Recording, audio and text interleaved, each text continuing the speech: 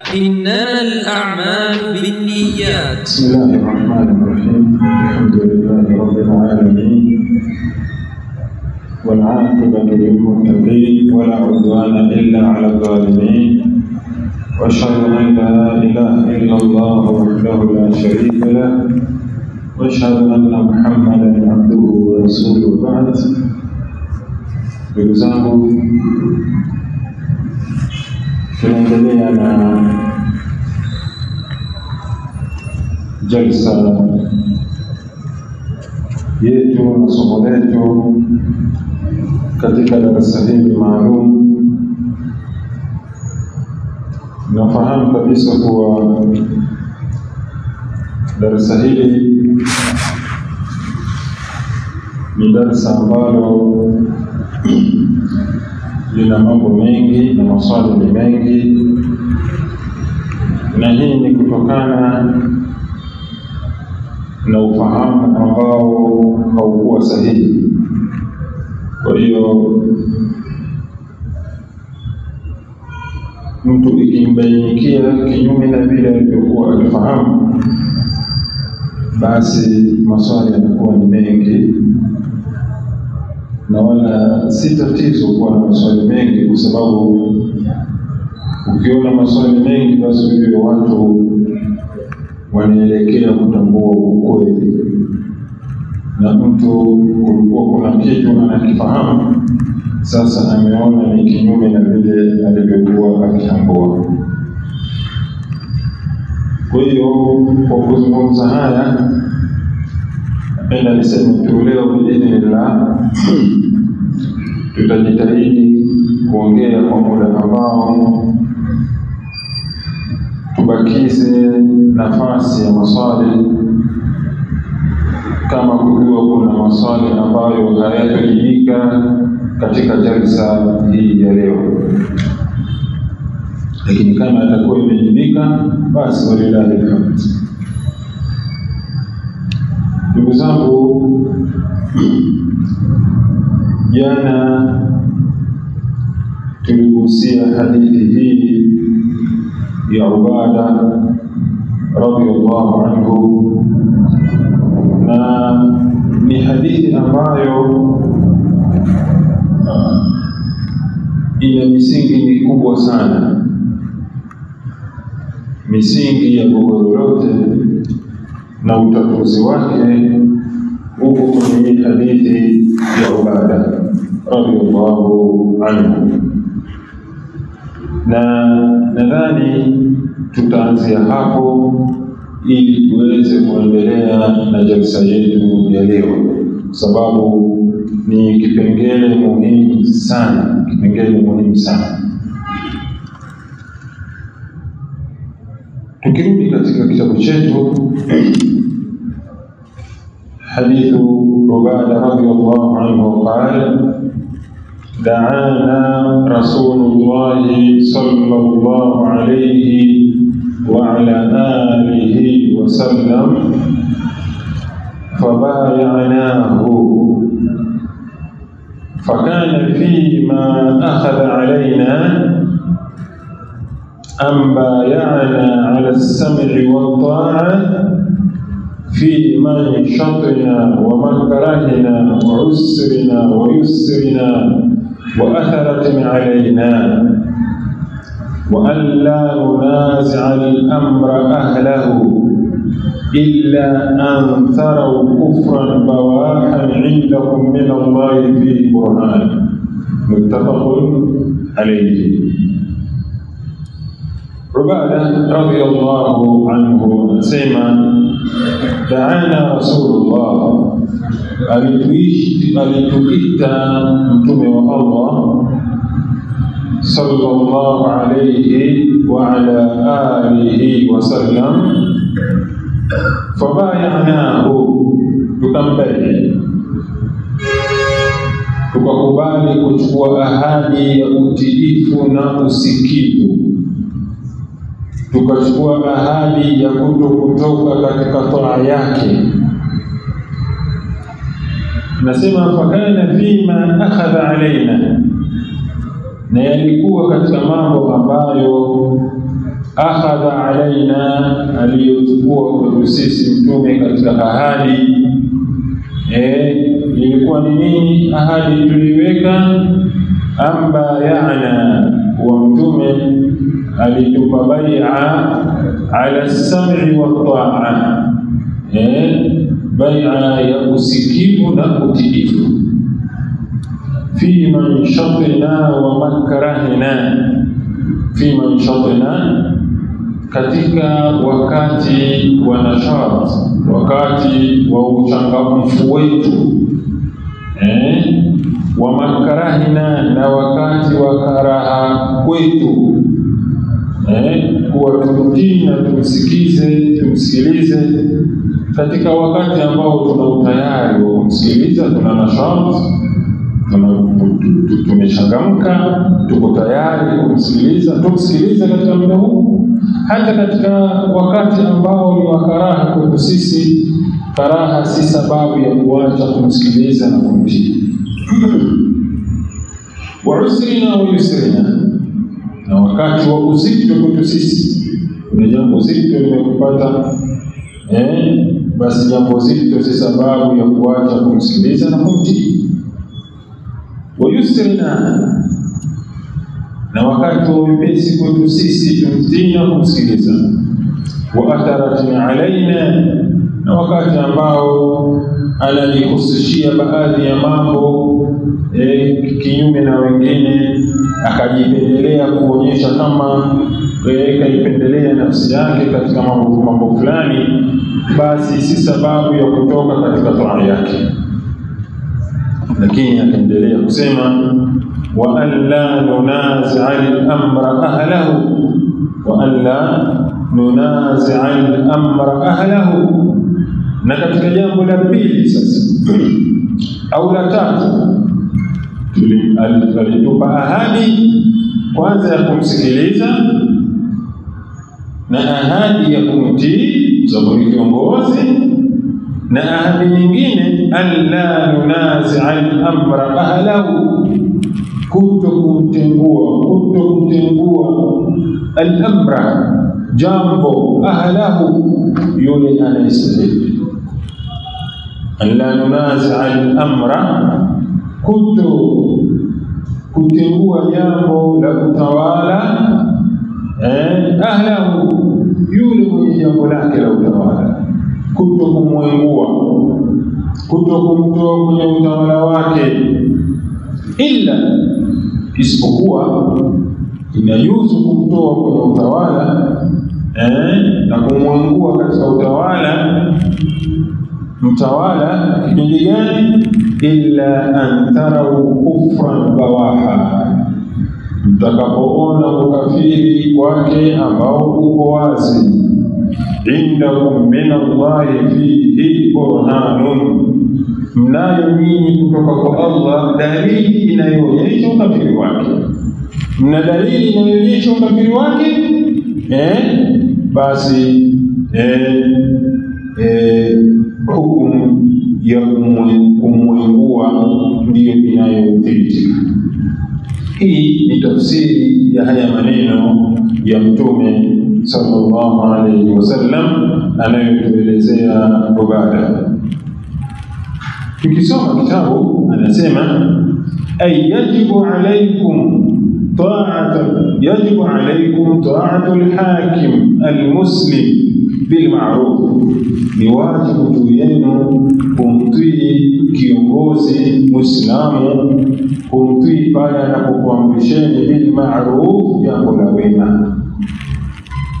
Ama jambo la maasiya la yajuzu ta'atu, bal haram. Jambo la maasiya haijuzu kumtii, bali ni haram kumtii. Si kiongozi tu, mtu yeyote ni haram.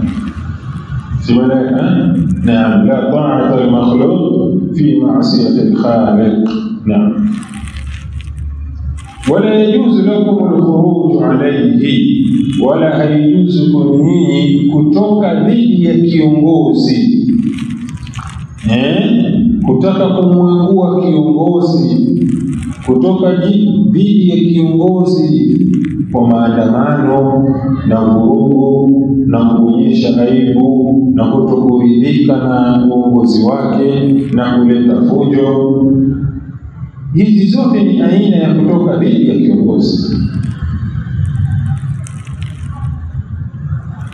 Wala yajuzu lakum al-khuruj alayhi, wala hakuna ruhusa na haijuzu kutoka dhidi ya kiongozi illa isipokuwa. Sasa hapa yanatajwa masharti ambayo masharti haya yakikamilika ndiyo inajuzu kutoka dhidi ya kiongozi. Na hapa ndio nataka tuwe makini sana na parudia tena. Sharti la kwanza, idha ra'aytum kufran la fisqa, mtakapoona kwa kiongozi ukafiri, sio kufuska, sio maasi. Mtakapoona kiongozi ambaye ni Muislamu kuna mambo anayoyafanya ya ukafiri, sio maasi, tena ukafiri ambao bawaha uko wazi kabisa, ay wadihan jaliyan, ukafiri ambao uko wazi kabisa, ghairu mashkukin fihi, si ukafiri ambao unashukiwa au unashaka ukafiri wake, ukawa wazi kabisa. Wala mukhtalafun fihi baina al-ulama al-mu'tabarin, wala usiwe ukafiri ambao wametofautiana kwa jambo hilo ambalo analifanya huyo kiongozi, wametofautiana kuwa linasababisha mtu kuwa kafiri au halisababishi. Wala mukhtalafun fihi, wala ukafiri usiwe ni katika jambo ambalo wanatofautiana wanawazuoni al-mu'tabari, wanawazuoni wanaozingatiwa. Kuna jambo ambalo wanawazuoni wanatofautiana, ambaye akifanya ni kafiri sio kafiri. Wapo wanaosema ni kafiri na wapo wanaosema si kafiri. Jambo hili akifanya kiongozi utawala ambalo wanawazuoni wametofautiana, si sharti la kutoka dhidi yake. Ukafiri unaotakiwa ni jambo ambalo wanawazuoni wanakubaliana kwa jambo hili akilifanya katoka katika Uislamu. Mtu akakanusha Qur'an, sio maneno ya Allah, hakuna hata mmoja ambaye anasema kwa huyo ndio Uislamu. Mnamuuliza mara kwanza, Qur'an sio maneno ya Allah? Naam, sio maneno ya Allah. Sio maneno ya Allah? Naam, sio maneno ya Allah. Sio maneno ya Allah? Sio maneno ya Allah. Huyu bado anabaki Uislamu, ni kafiri. Na wanazuoni wote wanakubaliana kwa kafiri. Huyu ndio kafiri ambao uko wazi. Na wanazuoni wote wanakubaliana kuwa huyu ni nani? Ni kafiri. Lakini ukafiri ambao mukhtalafu fi kufru tariki salat, tulizungumza jana. Ukafiri wa mtu ambaye anaacha kusali takasulan, kwa uzembe tu, anakiri kwa sala ni wajibu lakini anaacha kwa uzembe na kwa uvivu. Tumetofautiana na wanazuoni, wapo wanaosema ni kafiri, wapo wanaosema sio kafiri. Kwa hiyo kama mtawala akiwa hasali lakini anakubali kwa swala ni wajibu, ukafiri huu si ukafiri ambao unamruhusu Muislamu kutoka katika toa ya nani? Ya kiongozi. Wayakunu ma'al ulama'i barahin, lakini huo ukafiri ambao wanakubaliana wanawazuoni kuwa ni ukafiri unaomtoa mtu katika Uislamu, wanawazuoni hao wawe wana dalili, ay adillatun sahihatun sariha, wawe wana dalili sahihi ambazo ziko wazi kabisa, ala kufri hakim, juu ya ukafiri wa kiongozi. Kwa dalili ziko wazi kuwa atakayefanya hivi basi ni kafiri, na huyu kiongozi kafanya hivi, basi kweli huyu kiongozi ni kafiri, amekanusha Qur'ani. Naam,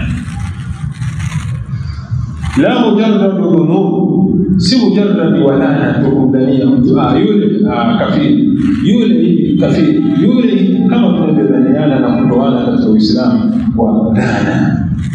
wa ta'wilat, na ta'wil kugeuza maneno, la wa awham, na waham, kutokuwa na uhakika, ma'a tahaqquq baqiyati shurut, pamoja na haya masharti haya kupatikana, ipatikane masharti mengineyo. Maana haya masharti ambayo imetajwa, illa an taraw, muone elimu kwa kiongozi, kufran, ukafiri, bawahan, wawazi. Mkiona ukafiri wawazi, imekamilika baadhi ya masharti ambayo yanakujuzisha wewe kutoka dhidi ya nani? Ya kiongozi. Haya ni baadhi, lakini lazima yapatikane yote. Baqiyati shurut, lazima kupatikane masharti mengineyo. Wahia, na hayo masharti mengine ukiongeza masharti yaliyotangulia, masharti mengine ni yapi? Wujudul qudrati ala al-khuruj.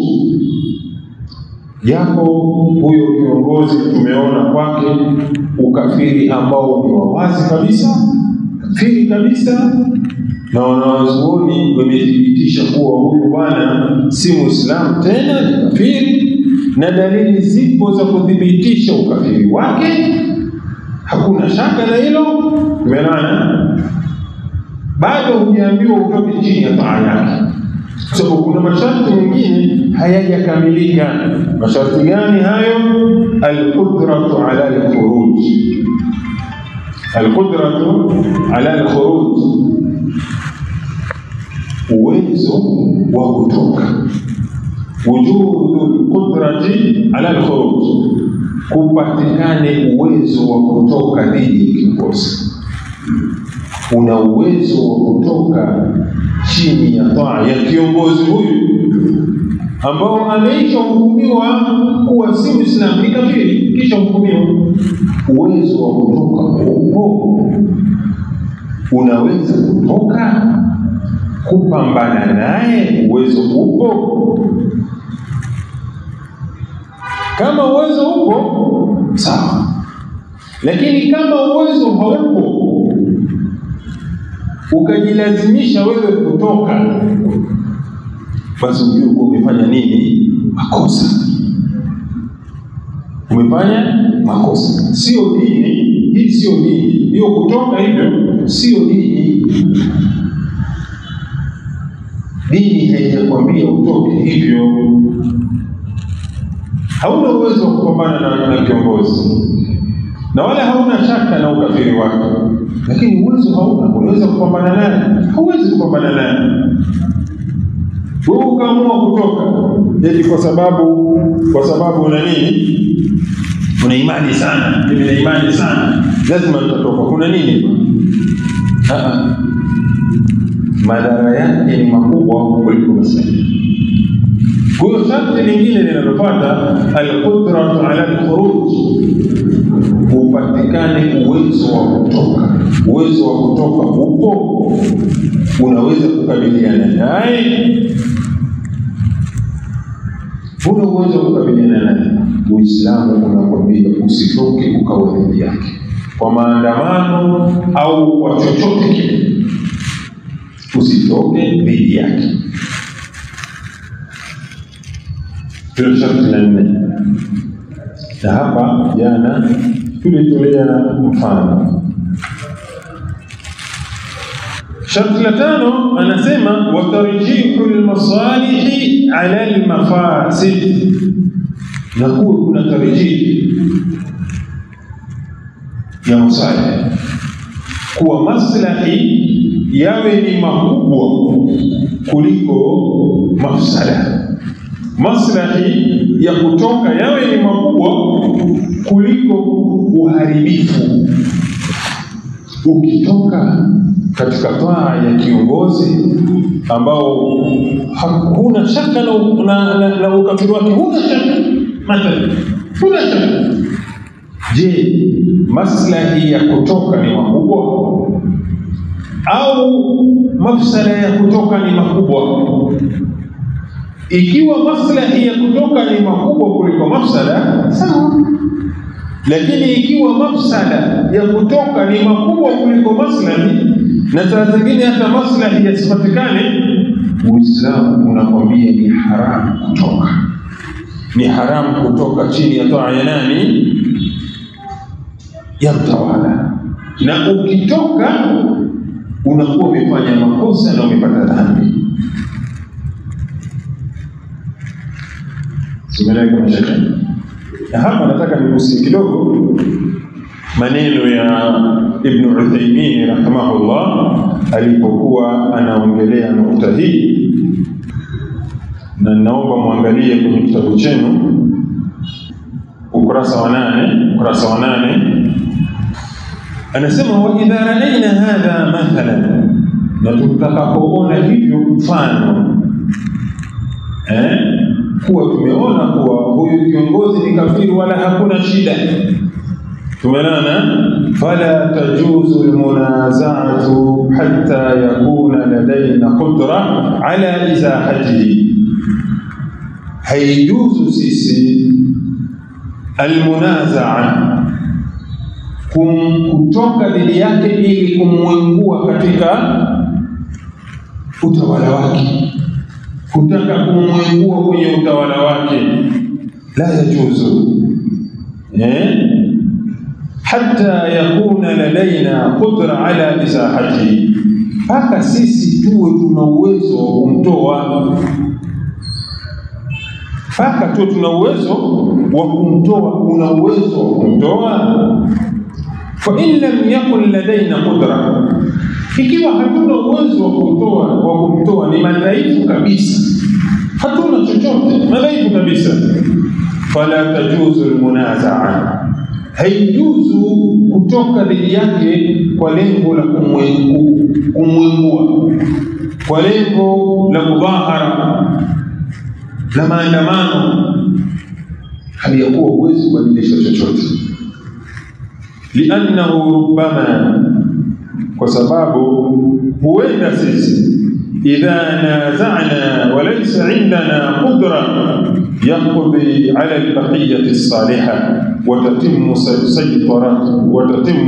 saytaratuhu.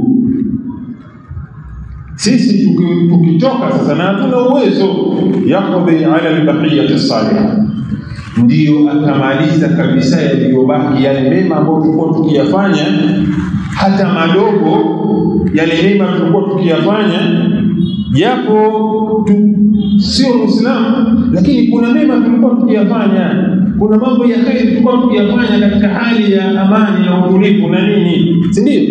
Sasa tukitoka sasa tukamchokoza, hata yale mema yaliyobakia tulikuwa tukiyafanya chini ya utawala wake huo, atayamaliza yote. Watatimu saytaratuhu, na yote atatawalia. Tulikuwa mna mema mnayafanya, tunakaa hapa tunafundishana mema, sio mema, tunaswali swala za jamaa, tuna madarisi zetu, watoto wetu wanasoma, kuna kheri ambayo nyingi tunazozifanya chini ya huo utawala ambao wewe unaona kuwa haufai, lakini kuna kheri. Sasa hatuna uwezo wa kumuondoa, tunajazibishana sasa tumuondoe. Tumemchokoza, atatushinda nguvu. Akitushinda nguvu, kama mipango ilifanyika msikitini, misikiti itabaki, haibaki. Kuwasalieni nyumbani sasa. Kama ilifanyika katika madarasa zetu, madarasa zitabaki, hazijobaki, funga vyote. Waliofanya mipango hiyo wanajulikana kwa suruali na ndevu, mashaallah, ukiwaona ni watu wa sunna. Kuna mtu tena atatoka nje na madhahari hayo, kila mmoja sasa atatafuta suruali na shati atumekee, mwenye ndevu atanyoa. Shari inishakuwa, kwa sababu kila mtakapoonekana unaonekana ndio nyinyi mliofanya tukio lile. Anamaliza mambo mema yote. Nini? Ni kweli tumeona watu ukafiri wa wazi. Lakini Uislamu haukuambii kuwa toka kwa sababu huna uwezo wa kutoka. Uislamu unakwambia bakia chini ya taa yake, sababu ukilazimisha kutoka madhara yake ni makubwa kuliko maslahi.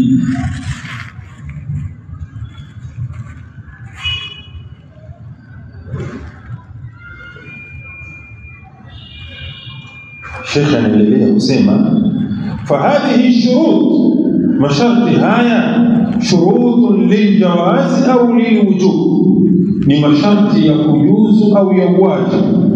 Ay wujubu alkhuruj ala wali al-amr, wajibu wa kutoka chini ya taa ya wali al-amr, lakini bisharti, lakini hayo masharti hayo ambayo yanakujuzisha kutoka chini ya taa ya wali al-amr, lakini bisharti, lakini lipatikane sharti an yakuna ladaina qudra, tuwe kuna uwezo. Fa in lam yakun ladaina qudra, kama hatuna uwezo, fala yajuzu al-khuruj, haijuzu kutoka chini ya mtawala huyo, haijuzu kutoka. Lianna hadha, kwa sababu jambo hilo la kutoka, ukitoka hali ya kuwa hauna uwezo, min ilqa'i nafsi bitahluka, ni katika kuingiza nafsi katika maangamizi. Wala tulqu bi aydikum ila tahluka. Simeleka mashaka. Uislamu umepambanua kila kitu. Uislamu umepambanua kila kitu.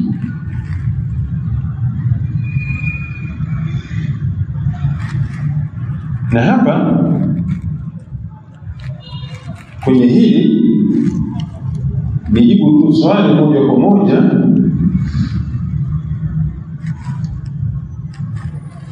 Mtu asije akasema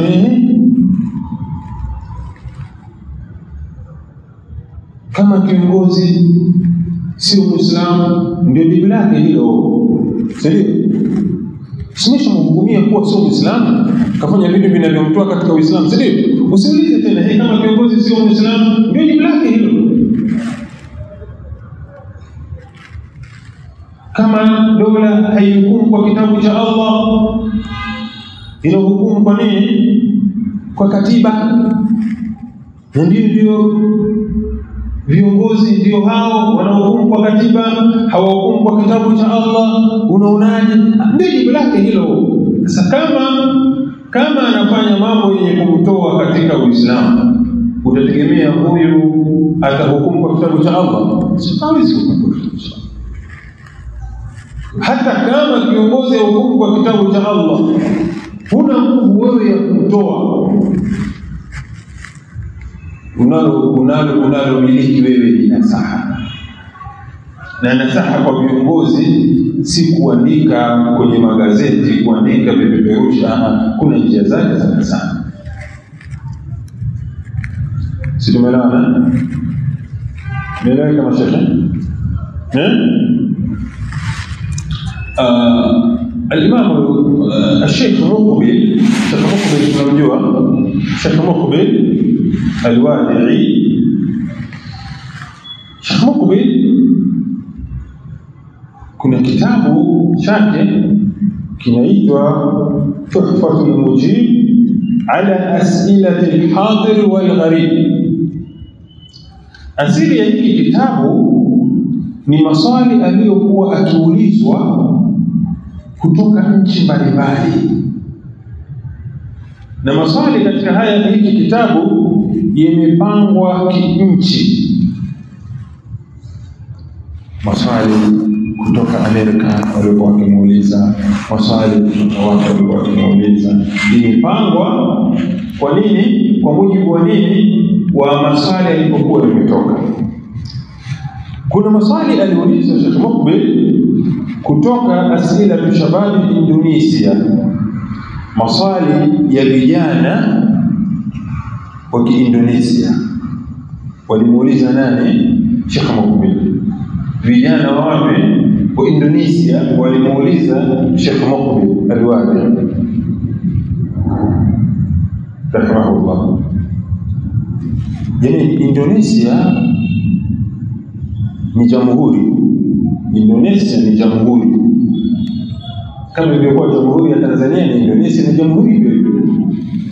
Kama ambavyo sisi hapa tuna rais na makamu wa rais, tumeelewana, na waziri mkuu, na Indonesia hivyo hivyo. Kama ambavyo sisi hapa tuna serikali inatumia katiba, na Indonesia hivyo hivyo.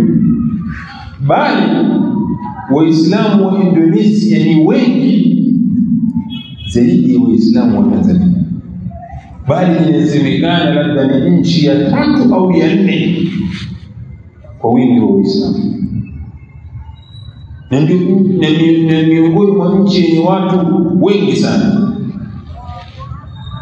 Idadi ya wakazi wa Indonesia tu sio chini ya milioni 280, sio chini. Idadi ya wakazi wa Indonesia sio chini ya watu 280.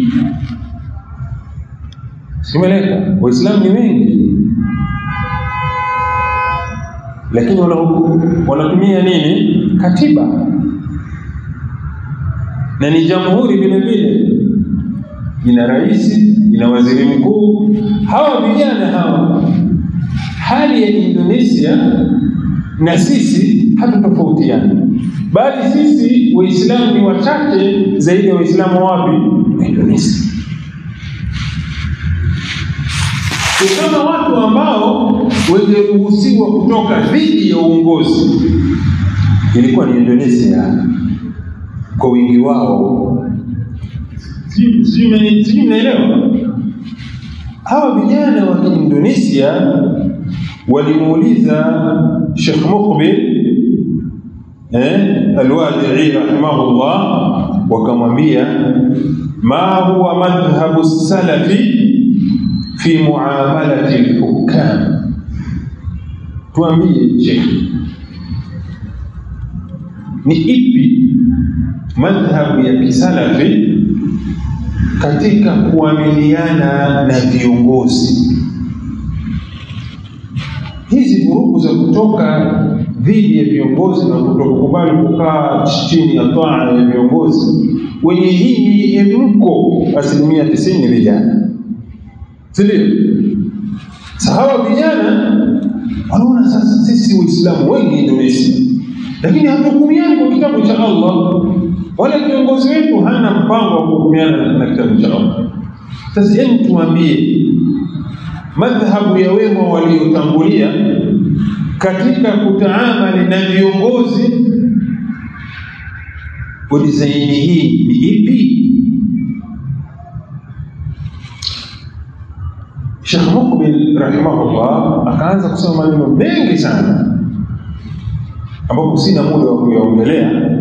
Nataka tu hapa alipofikia akasema, fala ansahu bil kalami fil hukam.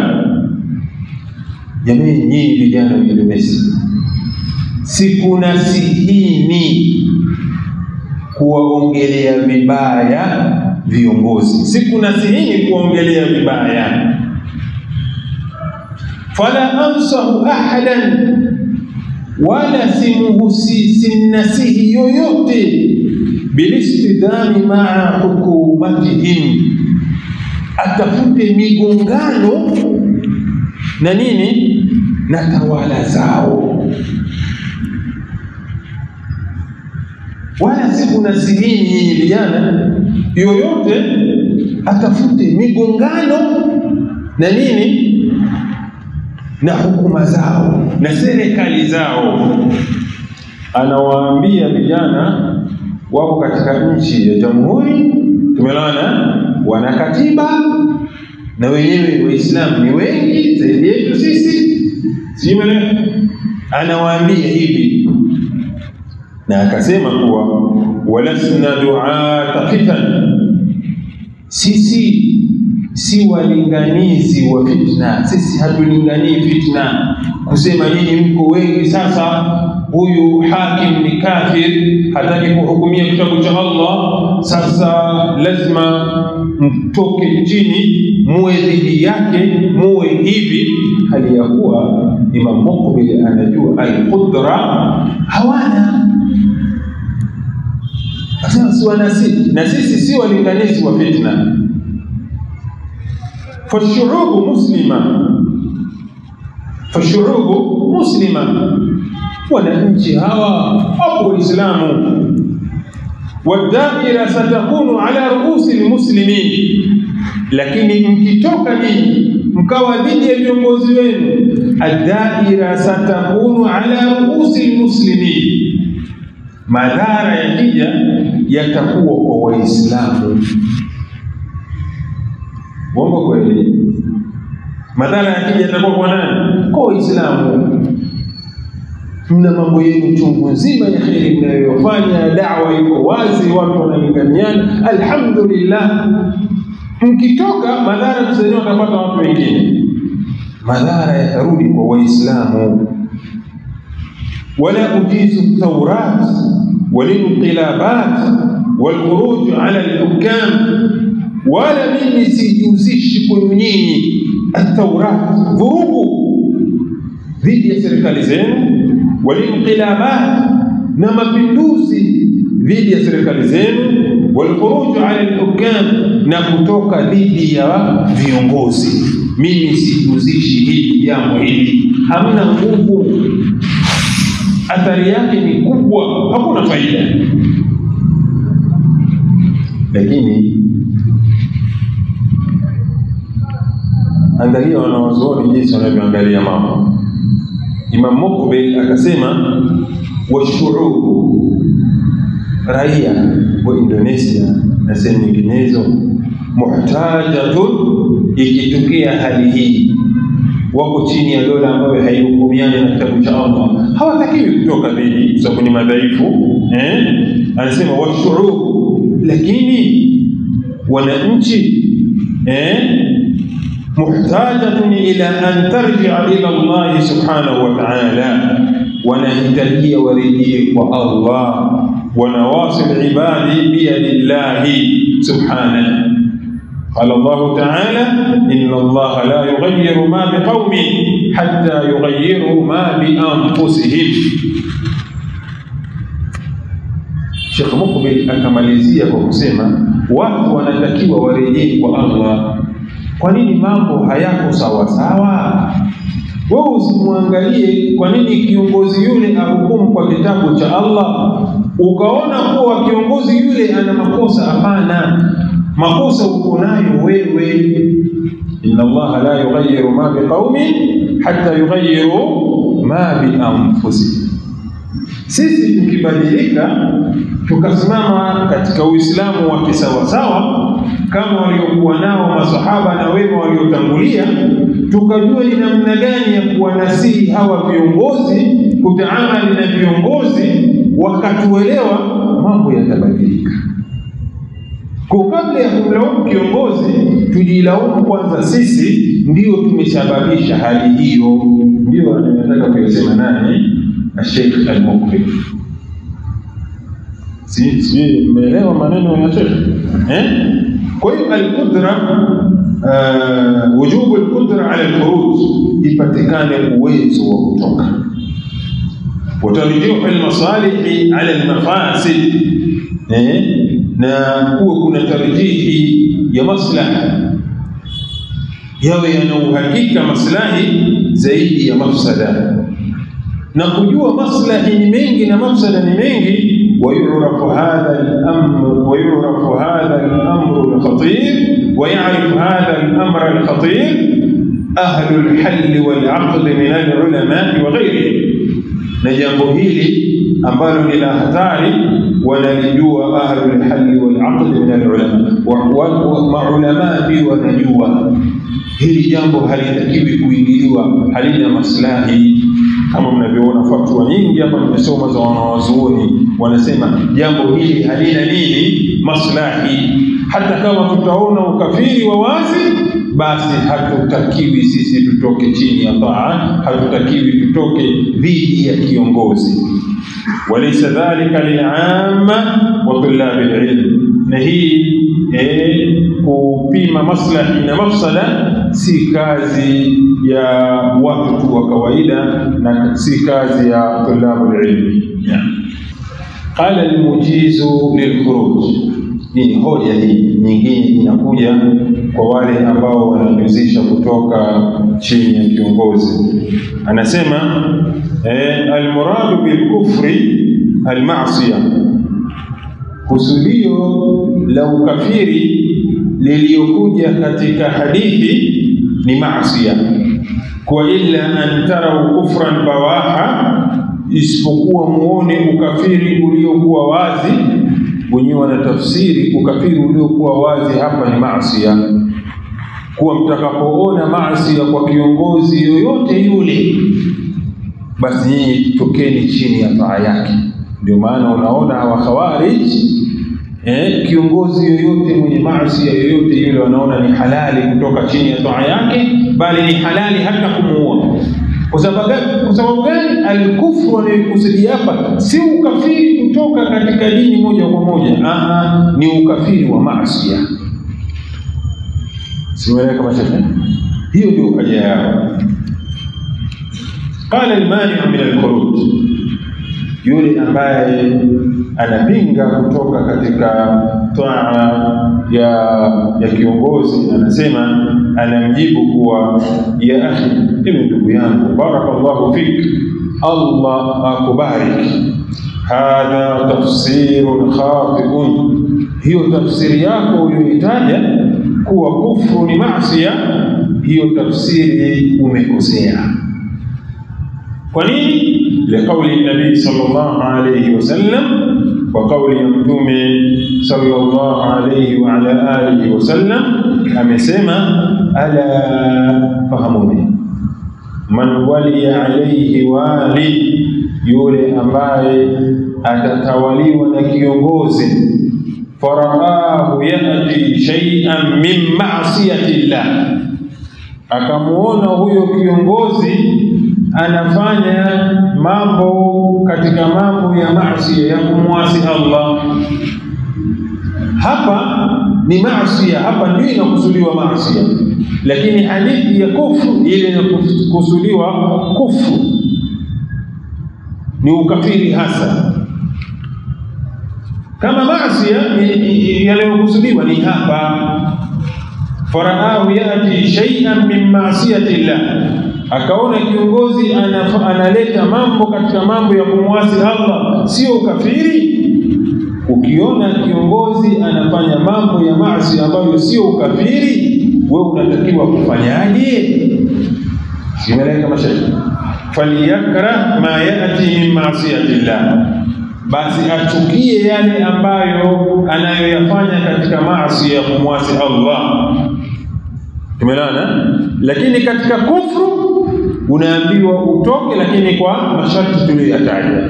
Lakini katika maasi uchukie yale maasi ambayo kiongozi anayoyafanya, lakini uchukie wala yanzi'anna yadan min ta'atin, wala asitoe mkono wa utiifu kwa kiongozi eti kwa sababu ya maasi.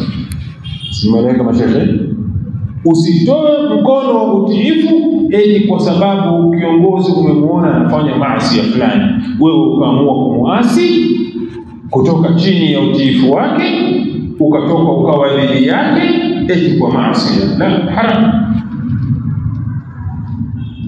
Hili ni jibu ambalo anapewa huyu ambaye ana fikra za kikhawarij, ambaye anajuzisha kutoka dhidi ya kiongozi kwa maasi yoyote yale, atatoka dhidi ya kiongozi kwa mudhaharat, kwa al-inqilabat, kwa mambo mengineyo ambayo anatoka chini ya taa ya kiongozi, anatoka dhidi ya kiongozi kwa sababu ya maasi.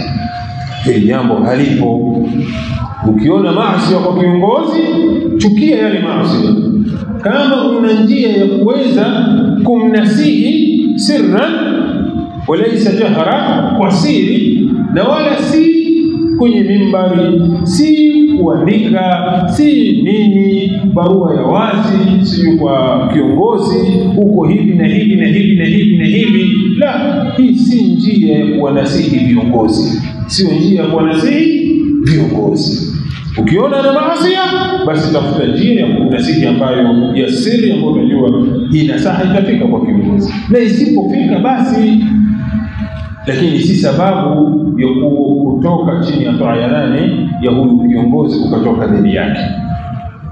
Malaika rawahu Muslim, hadithi imepokelewa na nani? Na Imam Muslim. Fafarqun baina al-ma'siyah wal-kufr, kuna utofauti kati ya maasi na nini, na ukafiri. Ukafiri kuna masharti mpaka yakamilike ndio utoke nje ya toa ya nani, ya kiongozi ikiwa kafiri. Maasi yoyote atakavyokuwa maasi, wala hakuna masharti, wewe chukia maasi yake, tumelana, wala yanzi'anna yadan min ta'a, usitoe mkono wa utiifu kwa kiongozi.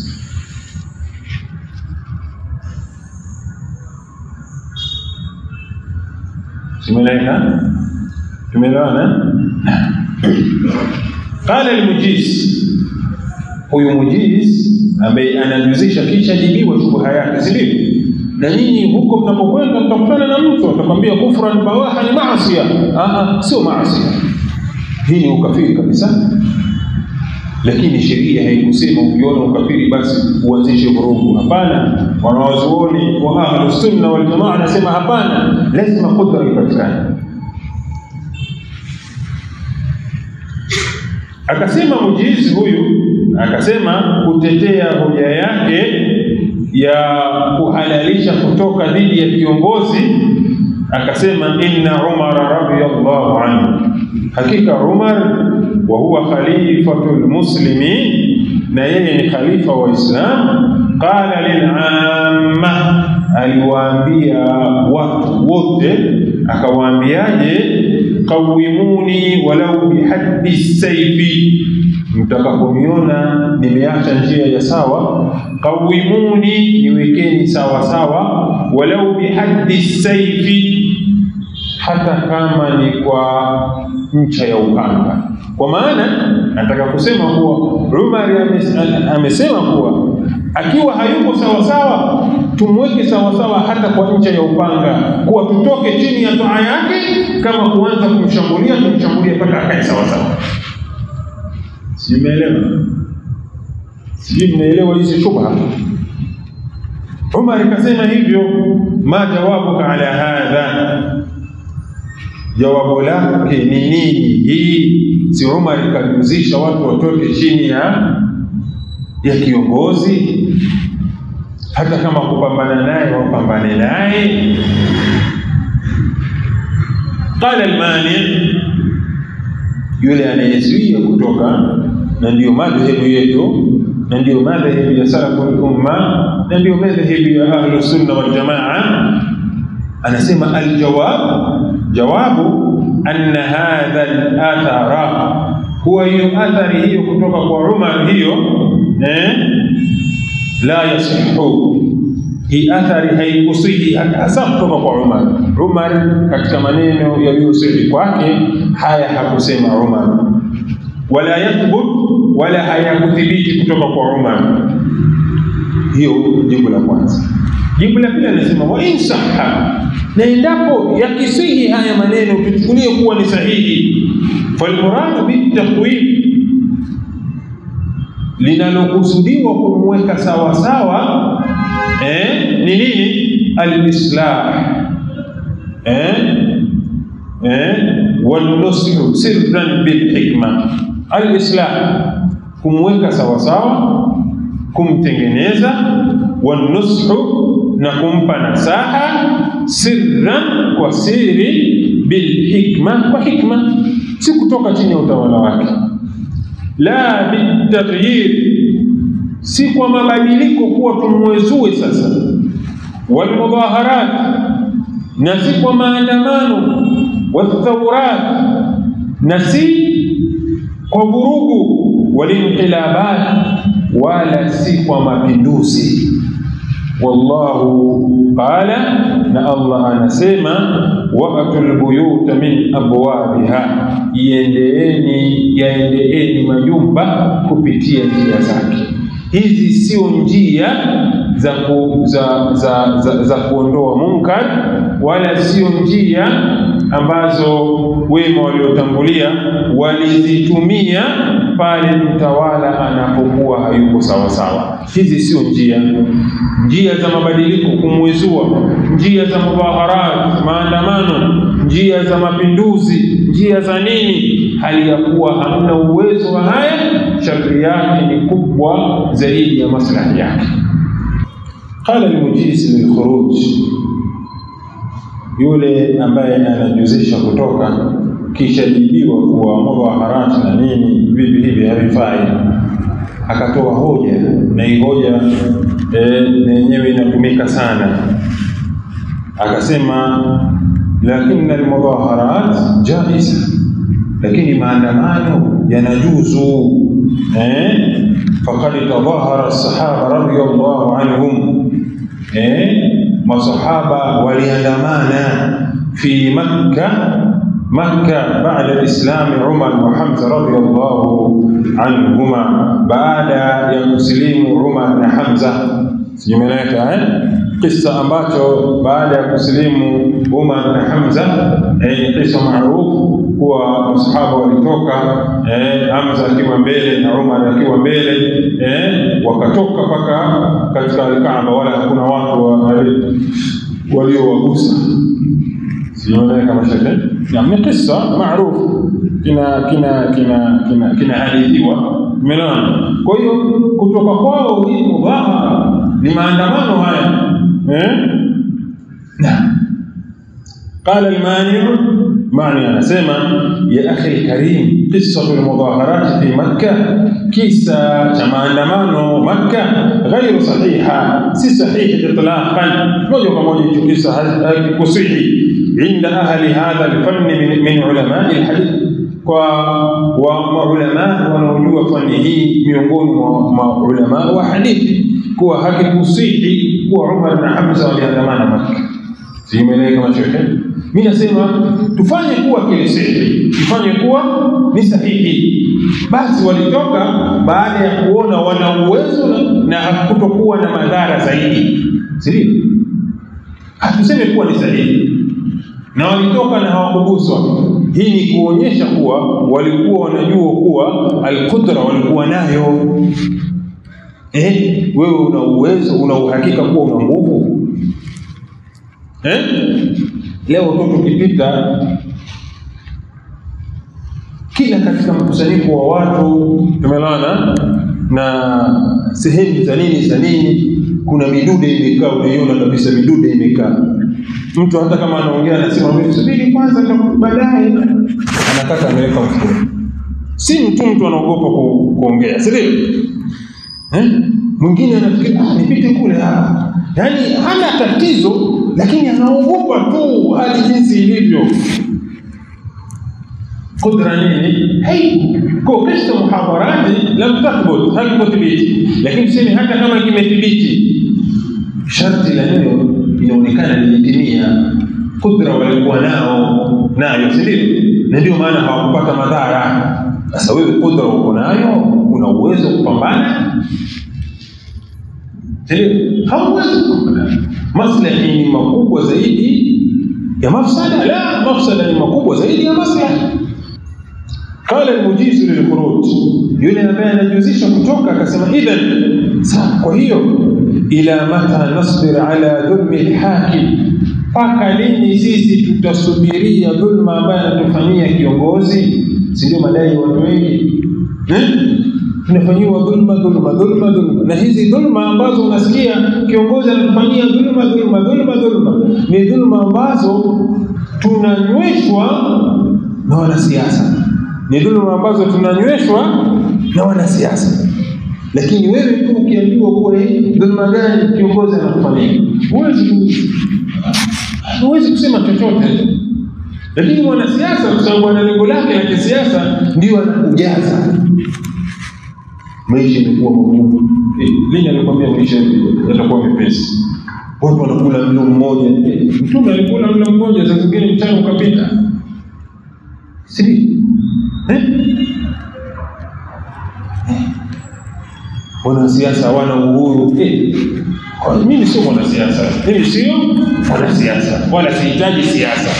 Kwa nini niingize katika ajenda ambayo mimi sihitaji? Mimi kuniambia labda tunazuiliwa kusali, tunazuiliwa kusoma Qur'ani, tunazuiliwa hiki. Kidogo itaniingia akilini, lakini hata hivyo sintotoka na maandamano kutaka eti turuhusiwe kufanyaje kusali. Kwa sababu ndio tutakatazwa kabisa. Tumia njia nzuri ya kumfikia kiongozi, kueleza shida zako, wala sio njia zinazoonyesha umetoka chini ya taa yake. Akasema idhan ila mata nasbir ala dhulmi hakim, paka lini tutasubiria dhulma ya kiongozi? Laqad malalna min tuli sabri, sisi tumechoka maana tunasubiri sana. Sio vijana nasema hivyo, tumechoka maana tunasubiri sana. Tumechoka tunasubiri sana.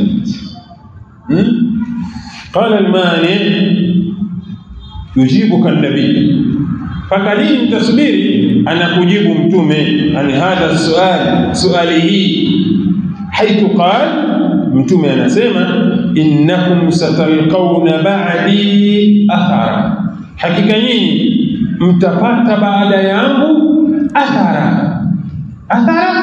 Mtapata baada yangu athara, kwa maana kuwa mtapata viongozi, watakuwa viongozi hawa wanajipendelea, yuthiruna ala anfusihim, wanajipendelea. Pata baada yangu viongozi wanaojipendelea.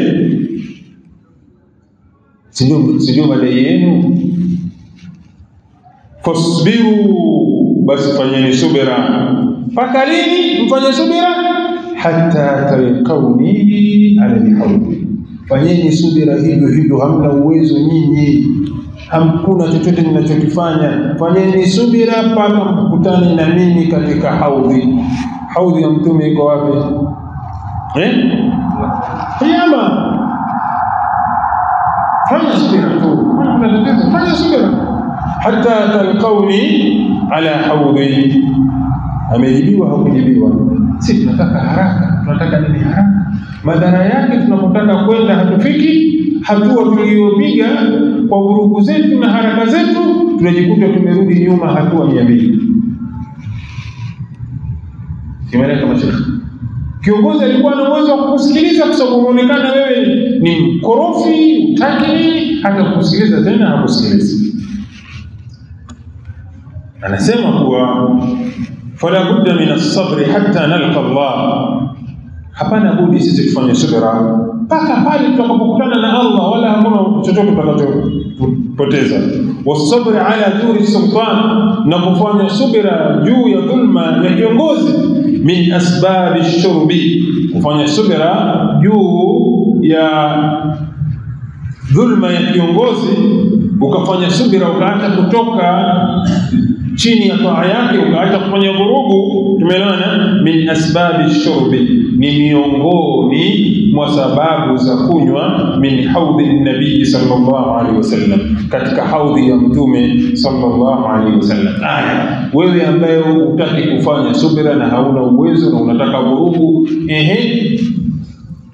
utakunywa katika haudhi ya mtume. Sababu nini? Umekhalifu nini? Umekhalifu mwenendo wa mtume sallallahu alayhi wasallam. Umeelewana? Naomba nisome maneno ya Fauzani hapa. Waljadiru bidhikri, Sheikh Fauzan sasa hivi ndio mufti wa mamlaka. Sheikh Fauzani anasema katika masuala haya ya hukam na nini, anasema nahnu la naqulu, sisi tunaposema labda watu wasitoke dhidi ya viongozi wao, hawana uwezo watii viongozi, tumeelewana, wasitoke kwenye maandamano, wasifanye hivi. anasema nahnu la naqulu anna alwulata ma'sumun, sisi hatusemi kama viongozi hawafanyi madhambi, hatusemi hivyo. Tumeona hakuna, sisi wote tunajua hakuna mwanadamu ambaye kasalimika na madhambi. Yupo hayupo. Nahnu la naqulu anna alwulata ma'sumun wala yahsul minhum akhta' wala yahsul minhum dhulm, sisi hatusemi kama viongozi wamesalimika na madhambi wala hawana makosa wala hawana dhulma, hatusemi hivyo. La, hatusemi hivyo. La naqulu inna ash-shu'uba laysa laha huququn, wala sisi hatusemi kuwa watu hawana haki, watu wana haki. La naqulu hadha, hatusemi hivyo. Bal tunasema ash-shu'ubu laha huququn, watu wana haki. Walwulat laysu ma'sumin, na viongozi sio kama vile hawana madhambi, hawakosei. Hata sisi tunakosea, kama wewe unakosea na kiongozi vile vile ni mtu anakosea. Kama wewe una madhambi na kiongozi vile ni mtu ana madhambi, kwa usitaki kumfanya kiongozi kama ni mtu ambaye hakosei kabisa, ila wewe ndio unakosea.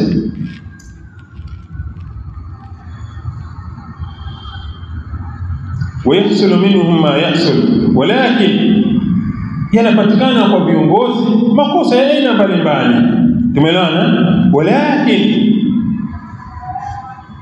Imam Fawzani anasema lakini laysa al-ilaj, tiba kwa yale unayoona katika mapungufu ya viongozi kama mwanadamu, tiba walaysa al-ilaj, si tiba ya yale unayoona kuwa ni matatizo, si tiba bilfawda, kwa kufanya vurugu, wal mudaharat, na kwa kufanyaje, kufanya maandamano, wal takhrib, na kufanya maharibifu, wa ihraq al marafiq al amma, na kuharibu vyanzo vya serikali. Unaenda sehemu unachoma moto, unafanya hivi kwa kiongozi huyu akipendei haki yetu, hiyo sio tiba. Laysa halul mushkila fi hadha, tatizo haliondolewi hivyo, tatizo haliondolewi hivyo. Kwa Sheikh Fawzani anataka kutuambia kwa japo wana makosa, lakini ilaji siku tunataka kuifanya ya vurugu, ya maandamano, ya nini, hii sio ilaji, sio tiba. Tiba nini? Fanyeni subra, nasihini viongozi, rudini kwa wanawazuoni wenu, wasikilizeni, hii ndiyo tiba. Kinyume cha hivyo sio tiba, madhara yake ni makubwa zaidi ya manufaa yake. Tumeelewa kama sasa? Nadhani tuishie hapa kwa leo. Naomba niulizwe maswali. Naam. Jana nilipata kufahamu darasa jana bilitoa kuhusu fasting, ambao nakuta ukikwambia fasting ni yule ambaye anakuwa labda ameelewa au akawa ana haswali lakini anatambua leo tunabaki kumuita ni fasting, hatuwezi tukatoka katika utawala wake. Lakini nikakumbuka katika darasa iliyopita kuwa utii wetu utaharibika pindi tunapotoka kwa wanazuoni. Hata mtawala wa nchi kututuliza inakuwa ni vigumu. Kwa hiyo nataka kufahamu kama kwa fasting, je, ikiwa mfano ni imamu kweli tumeona amelewa na ni kitu ambacho kimeharamishwa, na anaingia katika swala kweli yuko anadondoka na sura Fatiha kuisoma ni mtihani, yuko anaanguka, je, haifai hata kutoka katika kwenye swala yake tutakuwa tumemkhalifu, tutakuwa tumeingia katika madhambi. Naam, shukran, barakallahu fik. Na hapa ndio watu wengi sana wanachanganya. Tatizo kubwa, watu wengi wanachanganya. Imam tunayemwongelea hapa sio imamu wa sala. Tumeona hapa tunamwongelea imamu hapa, kiongozi wa dola. Simuleka. Ama imamu akija amelewa, asome sura al-Fatiha vizuri, Abdullah tunafanya hatuwezi kusali nyuma yake. Hapa tunaongelea imamu wa dola ambaye madhara yake ya kutoka nje utawala ni mkubwa. Na hizi dalili hizi, kama mtakumbuka, hizi dalili hizi zinazoonyesha imamu wali kama hivi nilizisoma kwa masikitiko makubwa sana. Kuna baadhi ya watu mathalan mfano, mimi si shekhe wa msikiti, mathalan mtu shekhe wa msikiti sieleweka, lakini huyu shekhe wa msikiti kapewa sehemu kapewa kipande cha kuongoza labda katika hiyo nini taasisi. Kipande hiki alichopewa cha kuongoza katika taasisi ni msikiti, ni makhatibu, ni shekhe wa msikiti. Tumeona haina maana kwa ukisha kuwa shekhe wa msikiti umepewa kipande hicho basi wewe ni bosi. Kwa nini? Hapo kaanza kutuvurumishia hadithi hizi, mimi ndio wali, mimi ndio imamu, mimi ndio nini. Watu wanakuangalia wanasema bado hujafahamu. Usimame hapa aseme al-imamu junna, si ndio? Mimi ndio imamu na mtume kasema imamu junna, imamu ndio kila kitu, imamu ni taratibu. Mnakumbuka Sheikh Al-Uthaymeen alipozungumzia masala ya rais na raisul wuzara, mnakumbuka?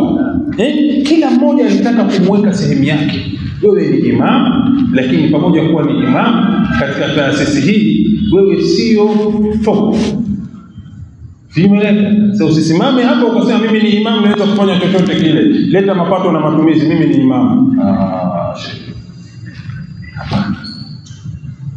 Na ulezi.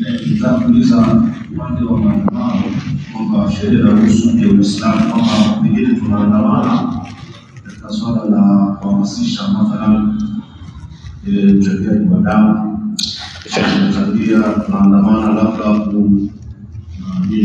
mazingira usafi, maandamano ambayo si ya vurugu wala nini. Haya sheria inasemaje? Asili ya maandamano hayapo katika Uislamu. Asili ya maandamano ndio hiyo. Hakuna maandamano ya amani wala maandamano ya nini, hayapo. Usafi, tunafanya usafi ndio. Basi simekwisha. Na swali lingine. Kwa faida kwamba moja ya shughuli ni kuwa na nguvu, uwezo. Katika darasa zako hapo ni faida zaidi. Naam. Muhammad sallallahu alaihi wasallam ilipata taarifa wao Uthman radhiallahu anhu katika moja ya hivi tumepale kwa baye na sahaba kwa maana wako tayari kwa ajili ya pambano, lakini tunakwambia mtume alikuwa hajajiandaa sahaba katika hili kwa maana ya pambano. Sasa pale nguvu ipi ambayo mtume ilikuwa imemhalalishia kujiandaa kwenye hali ambayo hana uwezo wa kupigana? Mambo ni kufanya leo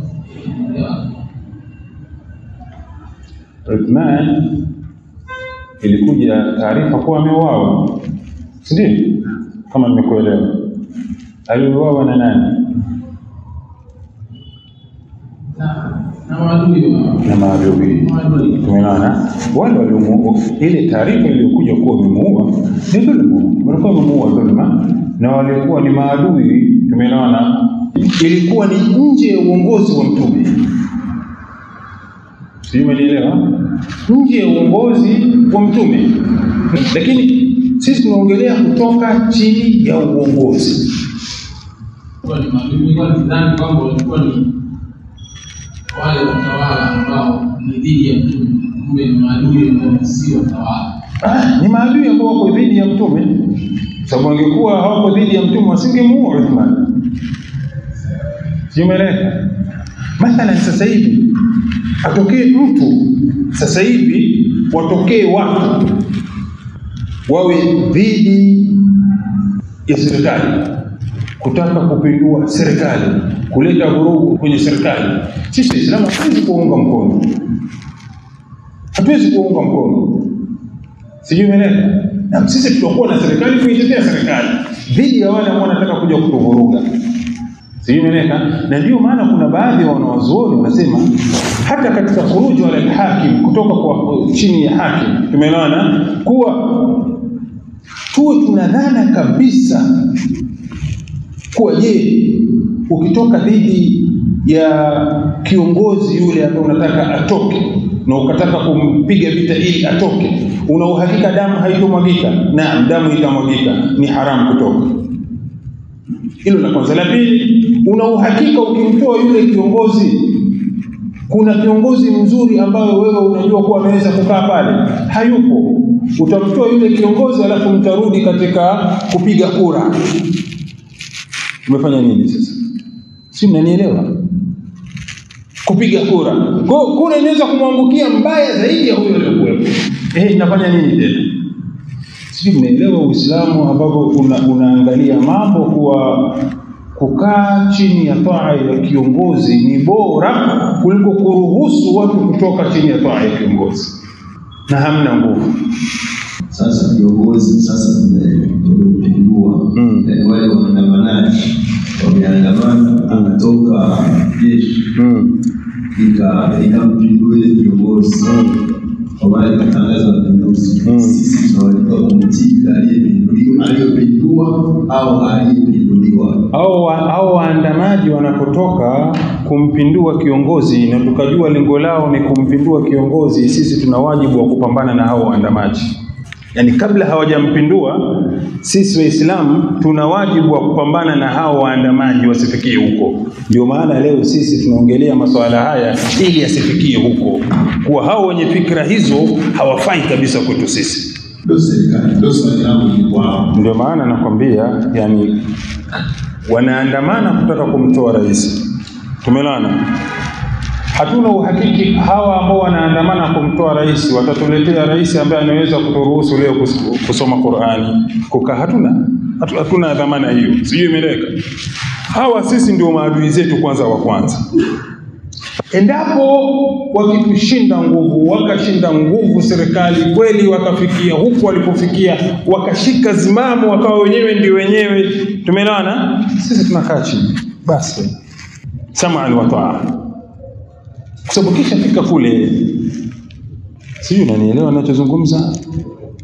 Umenielewa?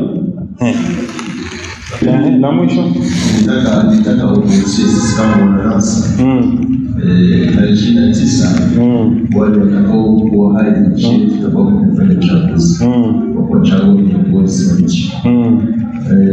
Na haya mambo ya mubaharati yamekuwa ni mengi hasa kwenye mitandao. Sisi tunapopita kwenye mjiwe, baadhi ya vijana wa Kiislamu wanasema watawaunga mkono. Tunatuhusia nini sisi kama wanadarasa au kama Waislamu? Ndio maana tunatoa madarasa haya muwahusie hao vijana wa Kiislamu kuwa wasifanye hivyo. Uislamu hauambii wafanye hivyo, na baya lolote litakalotokea na wenyewe wameshiriki, basi wana sehemu katika madhambi katika hilo baya lolote lile. Kauliwa mtu, mali ya mtu imeharibika, watu wamekufa, watu wamekatwa miguu, watu wamefanya vipi, chochote kitachotokea, lahum nasibun fi dhalika. Simeleka. Sasa hivi kwenye mtandao na wewe ni muoga hutotoka, lakini unasema kuwa lazima tutoke, na wewe ukatupia, na hali ya kuwa hutoki lakini ukatupia. Kweli ikija ikitokea na wewe japokuwa hukutoka, lakini umechangia katika maasi, watakaoumia, watakaokufa, watakaofanya vipi, na wewe una nasibu katika hilo. Na barakallahu fikum, Mwenyezi Mungu akubariki. Ili kuboresha kazi zetu, tunaomba mchango wako kupitia lipa namba kwa mitandao yote. ila Allahi wa rasulih Jina Al-Hidayah Online TV. Aidha, usisahau kusubscribe, kulike na kucomment. Asante kwa kutuunga mkono. Al-Hidayah Online TV, uongofu kwa walimwengu.